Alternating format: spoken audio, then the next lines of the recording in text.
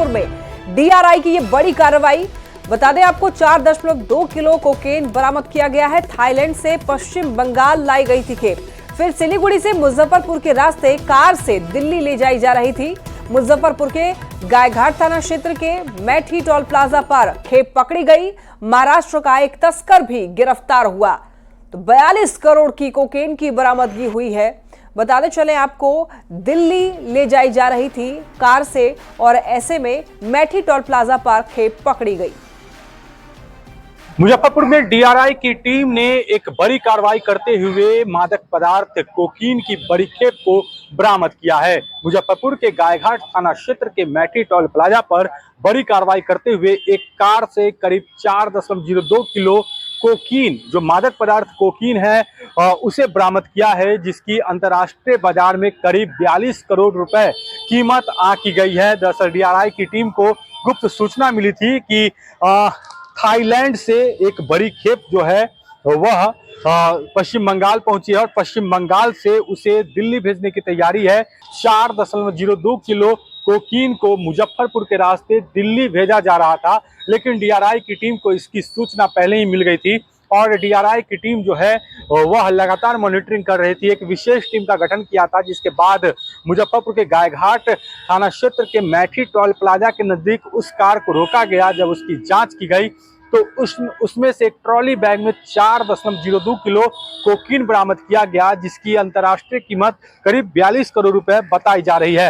हालांकि इस दौरान कार में बैठा एक तस्कर भी गिरफ्तार कर लिया गया है, जिसकी पहचान मुंबई के महाराष्ट्र के रहने वाले शाहीन शेख के रूप में हुई है, जो पहले भी सरकारी सेवा में रह चुका था।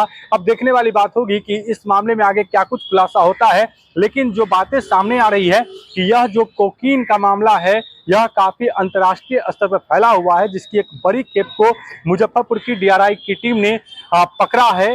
करीब 42 करोड़ कीमत इसकी आंकी जा रही है और मुजफ्फरपुर में कहीं ना कहीं डीआरआई को एक बड़ी सफलता मिली है। मुजफ्फरपुर से न्यूज़ 18 के लिए प्रियांक सौरभ। बड़ी खबर सिवान से, जहां पर एक बार फिर जहरीली शराब से संदिग्ध स्थिति में एक व्यक्ति की मौत की खबर है। बता दें आपको 4 लोग बीमार भी बताए जा रहे हैं, जिसमें 2 लोगों की आंख से उनको रोशनी जो है, आंख की रोशनी कम हो गई है, यानी कि कम दिखाई पड़ने लग रहा है। परिवार वाले और पीड़ित शराब पीने की बात स्वीकार कर रहे हैं और बीमार सभी व्यक्ति को लकड़ी नवीगंज स्वास्थ्य केंद्र से सदर अस्पताल रेफर कर दिया गया है। जहरीली शराब से तबीयत बिगड़ने की आशंका जताई जा रही है। स्वास्थ्य केंद्र में मौजूद डॉक्टर ने यह बताया कि सुबह से ही बीमार लोगों का आना यहां पर शुरू हो गया था। 2 लोगों की आंखों की रोशनी चली गई थी। बीमार लोगों ने बताया कि उन लोगों ने शाम को शराब पी थी, जिसके बाद से ही तबीयत बिगड़ने लगी। बता दें आपको, पिछले महीने ही सिवान के भगवानपुर प्रखंड और लकड़ी नवीगंज में जहरीली शराब पीने की वजह से 28 लोगों की मौत हो गई थी। तो ऐसे में सवाल उठता है कि पिछली घटना से प्रशासन और लोग सबक क्यों नहीं ले रहे हैं। कैसे भाई क्या पिए थे? वही पिए थे, सादा वाला शराब। क्या नाम है आपका? कितना में मिला था? 50 ने। क्या नाम है आपका? उमेश राय। कहाँ घर है आपका? नवीगंज। आप क्या पिए थे आप? वही सादा वाला दारू पिए थे। कहाँ से खरीदे थे? उधर ही से। कहाँ से? कौन गाँव से? दिक्कत क्या है आपको? दिक्कत है कि आँख से नहीं दिख रहा है। 6-7 बजे के बीच से आना मरीजों का शुरू हुआ है। सबसे पहले एक व्यक्ति आया वॉमिटिंग का कंप्लेंट लेके, जो बताया नहीं कि उसके साथ क्या है। वाइटल स्टफ ठीक था तो वॉमिटिंग का ट्रीटमेंट दिया गया उसको। उसके थोड़ी देर बाद एक मरीज आए जिनको देखने में प्रॉब्लम हो रही थी। उसके बाद एक और मरीज आए, तब जाके आपस में पब्लिक से ये न्यूज आई कि इन लोगों ने कल शाम में शराब दी है। तो सर एक बात है कि 2 सुना कि आँख की रोशनी किसी की कितना? हाँ, 2 लोगों की आंखों की रोशनी, जो सुबह प्रथम 3 मरीज आए उसमें से एक को वॉमिटिंग का कंप्लेंट था, 2 की रोशनी चली गई थी या काफ़ी कम हो गई थी। तो प्रारंभिक ट्रीटमेंट के बाद हम लोगों ने उन्हें बेहतर इलाज के लिए सदर अस्पताल सिवान रेफर कर दिया है। गए थे, ये उल्टी करने लगे तो इनको अस्पताल में लाकर और दिखाया गया तो हम लोग यहाँ आए। कौन है जो मर गए हैं? ये कौन है? ये हमारे पटदारी में के बड़े पापा के लड़के हैं। क्या नाम है इनका? अमरजीत कुमार यादव। क्या कहे थे? मतलब जब आपने पूछ कि क्या हुआ, कुछ कहा फिर क्या बताई? इन्होंने हमको कुछ नहीं बताया है। कैसे मौत हुआ है इनका? पता नहीं। क्या मतलब क्या बताया गया है कि शराब पिए थे? हाँ, शराब पिए हैं ये लोग। तो इस घटना के बाद कई सवाल उठते हैं और न्यूज़ 18 सवाल पूछता है कि पिछली घटना से आखिर सबक क्यों नहीं ली गई। तो एक और शराब कांड, और ऐसे में क्या अलर्ट मोड में प्रशासन नहीं था? कई तरीके के सवाल उठ रहे हैं और लोगों के पास आखिर शराब कैसे पहुंच पा रही है, इसको लेकर के भी सवाल उठने लग रहे हैं। सिवान में संदिग्ध स्थिति में अमरजीत यादव की मौत हुई और 4 लोग बीमार हैं, जिसमें 2 लोगों की आंख से रोशनी जो है चली गई है, कम दिखाई देने लगा। ये मामला सामने आने के बाद जिला प्रशासन अब अलर्ट मोड में है। गांव में मेडिकल टीम कैंप कर रही है। परिजन शराब के सेवन से तबीयत बिगड़ने की बात कह रहे हैं, तो वहीं जिला प्रशासन मामले की जांच पड़ताल में जुटा हुआ है। ये मामला सामने आने के बाद डीएम और एसपी की ओर से टीम का गठन किया गया है, जिसमें एसडीएम भी शामिल हैं। एसडीएम और एसडीपीओ के नेतृत्व में कई थाने की पुलिस गाँव में पहुंच करके छापेमारी में जुटी हुई है। पिलर लो कल ही पिए थे। कितना का पिए थे? कितना का? क्या पिए थे? क्या पिए थे? सुनिए ना, सुनिए क्या बोलोथिन पिए। बोलोथिन कहाँ बिक रहा था? कहाँ बिक रहा था? ये कहाँ अरे आरजेडी ने बिहार सरकार पर शराब माफिया को शह देने का गंभीर आरोप लगाया है। आरजेडी मुख्य प्रवक्ता शक्ति सिंह यादव ने कहा है कि तेजस्वी यादव शुरू से ही बिहार में शराब माफियाओं की पैरेलल इकोनॉमी के काम करने का आरोप लगाते रहे हैं। उन्होंने शराब के पैसे से चुनाव का खेल खेलने का भी आरोप लगाया है। दूसरी बात को कर रहे हैं, हमारे नेता तेजस्वी जी लगातार बार बार कर रहे हैं, और जहां भी छापा पड़ता है, जहां भी पकड़ाता है, लोग तो जनता दलियों के लोग, सत्ताधारी दल के लोग, क्या शराब की बड़ी खेपे पकड़ी जाती है, अधिकारियों को ट्रांसफर कर दिया जाता है। इस शराबबंदी सत्ता का एक पैरेलल इकोनॉमी है, और इस पैसे से सरकार चुनाव और उपचुनाव में खेल करती है पैसे का। तो मैं शुरू से ही बातों को जोर दे करके, हमारे नेता भी कर रहे हैं, हम लोग भी कर रहे हैं। अब तो उच्च न्यायालय का आया है, ये बात तो सरकार के कानों को तो जानी चाहिए। शराबबंदी पर आरजेडी के हमले के बाद एनडीए की ओर से पलटवार किया गया। जेडीयू प्रवक्ता ने कहा है कि तेजस्वी यादव सरकार से हटने के बाद शराबबंदी पर सवाल उठाते रहे हैं। वहीं बीजेपी ने आरजेडी को माफिया की पार्टी बताया है। तो जब सत्ता में होते हैं तो उनको शराबबंदी का प्रभाव और असर नहीं दिखता है। सत्ता से बाहर होते ही राष्ट्रीय जनता दल और तेजस्वी यादव को शराबबंदी में बुराई दिखने लगता है, क्योंकि राष्ट्रीय जनता दल के सहयोगी और उनके साथ रहने वाले लोग शराब में और शराब माफियाओं का सहयोग देने में अक्सर पाए जाते हैं, लेकिन कभी उस पर सवाल खड़ा नहीं करते हैं। आरजेडी का मतलब ही है वो पार्टी जो माफियाओं को प्रश्रय देती है, चाहे वो शराब माफिया हो या खनन माफिया हो या दूसरे अपराधी छवि के लोग हों। भाई आप ऐसी बात कर रहे हैं, और अभी झारखंड में जिस व्यक्ति के लिए पूरा लालू परिवार एड़ी चोटी किए हुए है, वो व्यक्ति कौन है? कौन है सुभाष यादव? राष्ट्रीय जनता दल का मतलब माफियाओं की पार्टी। मुख्यमंत्री नीतीश कुमार दिल्ली रवाना, निजी कार्यक्रम में शामिल होने के लिए दिल्ली रवाना हो चुके हैं। तो ये खबर आप तक पहुंचा रहे हैं, मुख्यमंत्री नीतीश कुमार दिल्ली के लिए रवाना हुए हैं और कहा जा रहा है कि निजी कार्यक्रम में शामिल होने के लिए मुख्यमंत्री नीतीश कुमार दिल्ली रवाना हुए हैं। आइए आपको सीधे लिए चलते हैं बोकारो, जहां पर राहुल गांधी संबोधित कर रहे हैं। देश को भोजन देते हो, आप मजदूरी करते हो, और जब भागीदारी की बात आती है तो आप कहीं नहीं दिखते। प्रधानमंत्री 24 घंटा कहते हैं मैं ओबीसी हूं, मैं ओबीसी हूं, ओबीसी हूं। इसका क्या मतलब है? मैं आपसे पूछना चाहता हूं, हिंदुस्तान के प्रधानमंत्री ने अरबपतियों का 16 लाख करोड़ रुपए माफ किया है। अदानी का 16 लाख करोड़ रुपए, अदानी अंबानी ऐसे 25 लोगों का 16 लाख करोड़ रुपए माफ किया है। मैं आपसे पूछ रहा हूं, नरेंद्र मोदी जी ने पिछले वर्ग के लिए क्या किया? दलितों के लिए क्या किया? आदिवासियों के लिए क्या किया? मुझे बता दो, कितने किसानों का कर्जा माफ किया? महाराष्ट्र में चुनाव चल रहा है, बंबई में धारावी की जमीन है, सोने से भी ज्यादा कीमती है, 1 लाख करोड़ रुपए की जमीन है, अदानी जी को दी जा रही है। देश का पूरा धन इन्हीं 20-25 लोगों को दिया जाता है। कुछ समय में आपका जो स्टील प्लांट है ये भी उठा के दे देंगे। सारे के सारे प्लांट्स प्राइवेटाइज करते हैं। शिक्षा का सिस्टम प्राइवेटाइज कर दिया, अस्पताल प्राइवेटाइज कर दिए, इंडस्ट्री प्राइवेटाइज कर दी, और फिर यहां पे जो आपको पहले मिलता था, रिजर्वेशन मिलता था, उसको भी 14% तक घटा दिया है। 27% पिछड़े वर्ग को मिलता था और उनकी सरकार ने 14% कर दिया है। तो कैसे ओबीसी की सरकार है ये अरबपतियों की सरकार है, अदानी की सरकार है, अंबानी जैसे लोगों की सरकार है, और इसका काम आपका धन आपसे छीनने का है। भाई और बहनों, जीएसटी जितना आप देते हो।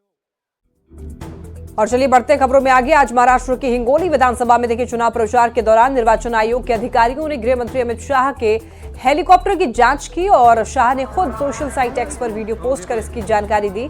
शाह ने लिखा कि बीजेपी निष्पक्ष चुनाव और स्वस्थ चुनाव प्रणाली में विश्वास रखती है, निर्वाचन आयोग के सभी नियमों का भी पालन करती है। एक स्वस्थ चुनाव प्रणाली में हम सभी को अपना योगदान देना चाहिए और भारत को विश्व का सबसे मजबूत लोकतंत्र बनाए रखने में अपने कर्तव्य का पालन करना चाहिए। बीजेपी के फायर ब्रांड नेता और केंद्रीय मंत्री गिरिराज सिंह ने बक्सर में धर्मांतरण के मामले में विरोध जताया। केंद्रीय मंत्री गिरिराज सिंह ने कहा कि गंगा में स्नान करवाकर महिलाओं के सिंदूर धुलवाने वाले पादरी को खोजकर कानून के मुताबिक दंडित करना चाहिए।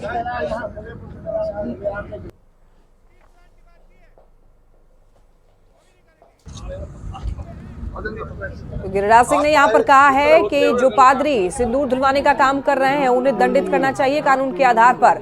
एक वीडियो वायरल हो रहा है, बक्सर का ये मामला बताया जा रहा है धर्मांतरण का, जहां पर एक पादरी जो कि कुछ महिलाओं के सिंदूर को पानी में नदी में जाते हैं और वहां पर सिंदूर धुलते हैं। छेड़छाड़ किया गया।